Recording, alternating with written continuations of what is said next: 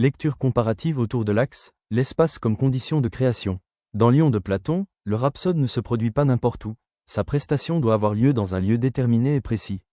Il s'agit généralement d'un espace destiné aux fêtes religieuses organisées en l'honneur des dieux, comme en témoigne l'échange suivant entre Ion et Socrate, où Ion vient de participer à une fête en hommage au dieu de la médecine, Esculape, Socrate.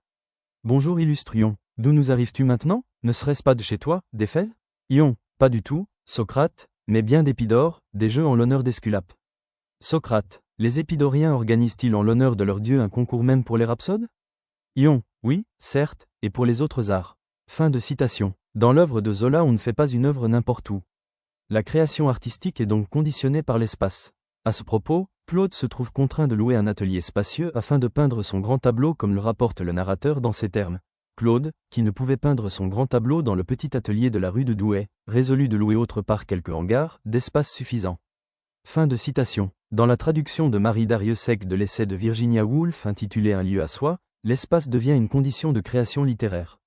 À ce propos, Virginia Woolf explique l'absence d'œuvres de femmes dans les rayonnages de la bibliothèque par le manque d'espace réservé à l'écriture féminine, comme elle le note dans ces termes, mais pour les femmes, me dis-je en regardant les rayonnages vides, ces difficultés étaient infiniment plus redoutables.